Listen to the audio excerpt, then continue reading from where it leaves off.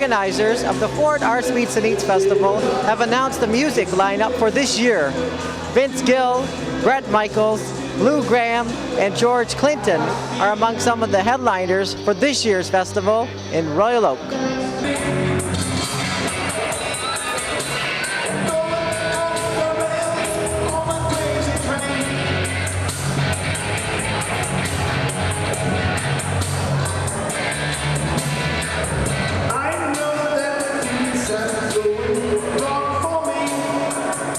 How does it feel to be hosting Arts Meets and Eats once again?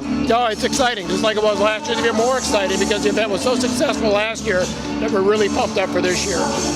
And how were you able to expand the festival to make it larger? Well, we've gone up 4th Street, a little bit towards Main Street, and we've gone on Center Street from 4th to 2nd or 3rd Street, which gives us a little more geographic space to move some booths out there. And what that allows us to do is to open up some of the space on Washington to give us some escape paths for people to get through and get out. So I think it's going to be a big improvement. And then on the art side, we've gone on the Lincoln a little bit so that we can put some more art booths out by the college. Is parking going to be a little bit easier for folks now, or? Well, as far as I was concerned, parking was easy last year. I mean, we never had full parking decks last year. You could always find a place to park on the deck, and I think a lot of people were afraid to come down that they'd all be full. Every deck throughout the whole event, we had open parking spaces. So don't be afraid to come down and park on the decks. There's spaces there. And let's talk about the economic impact. How much does it mean to the city? Well, I mean, it's huge. I mean, we've got 400-some thousand people coming into our town on a weekend. That would normally be a dead weekend for the restaurants. And so, they're all excited, and the kind of money that's spent with our merchants and our restaurants, I mean, we can't even gauge what that's worth. It's phenomenal.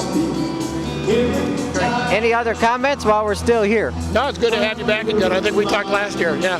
Everybody, and I want to tell you we have a formula in place here at Arts Meets and Eats. Every time the market drops 10 points, we add another band.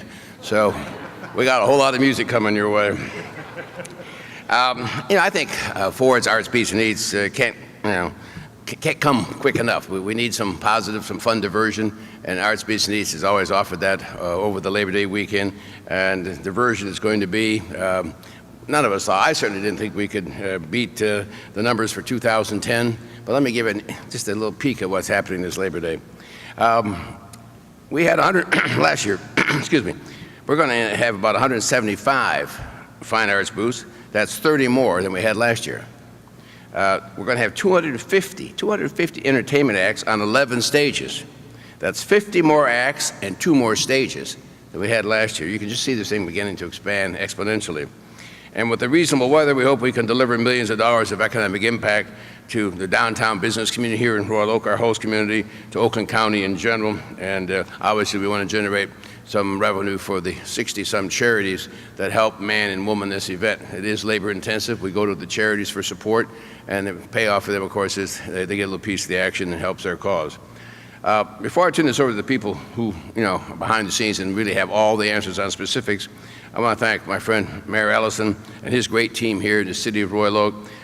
They've been working hard, and here's a city that's going to have Dream Cruise next week, and Arts Beats needs a couple after that. So it's a city that is used to handling major events, and they handle them with, I think, a great deal of professionalism. They know how to run those kinds of events, and so we all expect to have a good time. Is it going to be your first time at the Arts Meets and Eats? It'll be my second time. Last year was my first year. It was a great experience, great show. It was an awesome show, and so I'm really excited for this year. Now let's tell me a little bit about these pieces and the artwork that you do. I'm a printmaker, graphic designer, so everything that I do on the computer, kind of treat in kind of a graphic design way. But then when I go to print, I print everything by hand. They're all screen printed. So screen printing is a nice kind of merger of graphic design and kind of fine art. It really lends itself with the commercial aspect of graphic design, but then I can kind of screen print it in kind of a fine art way. Do you know where you're going to be located in the festival? Not yet. I haven't gotten my booth assignment yet, but yeah, it's not very big though. It's easy to find. They have all the art kind of in a main section, so it's pretty easy to find it. So how long does it take to make some of these pieces? Not very long. the larger ones take a little bit more time, but these ones, it could probably only take like 4 or 5 hours to print it.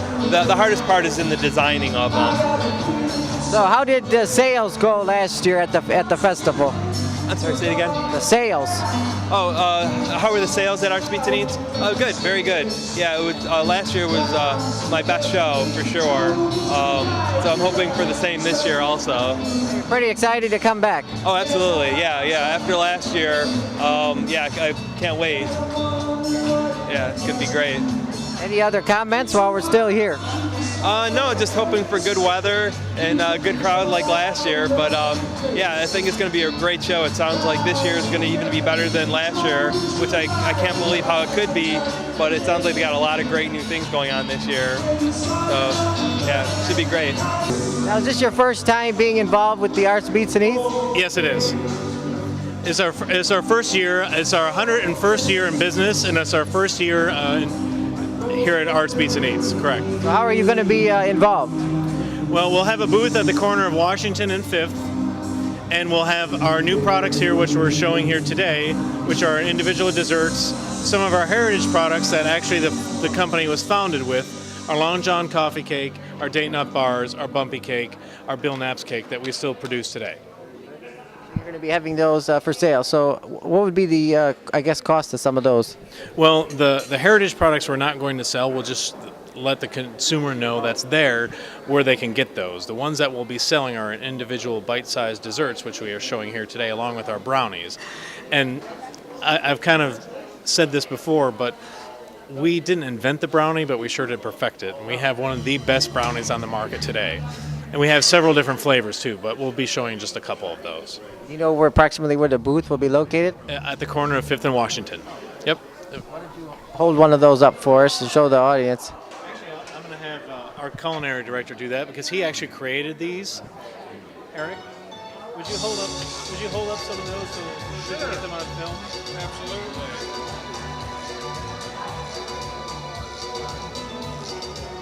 Now that's our strawberry and cream. This is our strawberry and cream. Erich actually developed these. We have a whole line.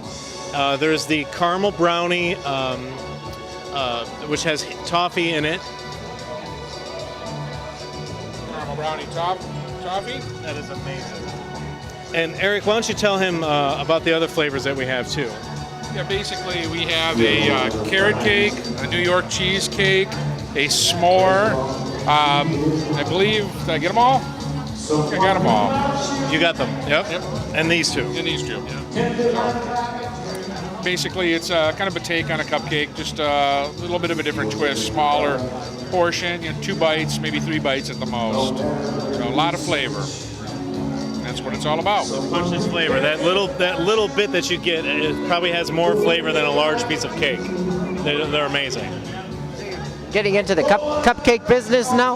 Well, I mean, we've been in the business for obviously 101 years. This is just a new take on basically an old item, and we've just kicked it up a scale. So a lot of people like cupcakes, but this is a little bit smaller portion, so it's much more rich and it's on a more upscale appearance too. It's not your typical Hostess cupcake.